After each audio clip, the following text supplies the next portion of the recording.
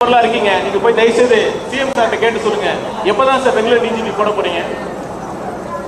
ஆனா ஒண்ணு, எந்த தமிழக காவல்துறை ஒரு வேலையை சிறப்பா செய்யறாங்க.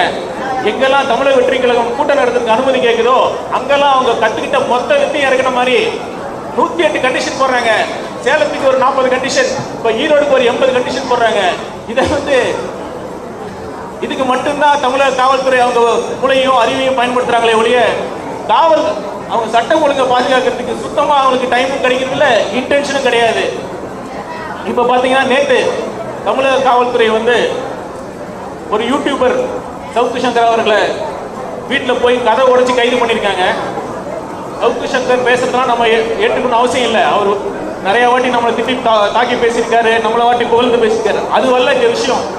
ஊடக சுதந்திரம், தனி மனித சுதந்திரம், பேச்சு சுதந்திரம் இருக்கு. போன அதிமுக ஆட்சியில புதிய தலைமுறை மற்றும் பல சேனல் பிளாக் பண்ணப்ப இவர் சேஃப்டி அண்ட் மீடியா ஹேஷ்டாக் போட்டு பண்ணாரு. இப்ப எப்படி இவரு ஒரு பேச்சு சுதந்திரத்துக்கு எதிராக செயல்படுறார்? எனக்கு உண்மையிலுமே டவுட்டா இருக்கு. இந்த மாதிரி கைதுகள் சிஎம் சாருக்கு தெரியுமா, தெரிஞ்சுதான் நடக்குதா, தெரியாம நடக்குதானே தெரியல.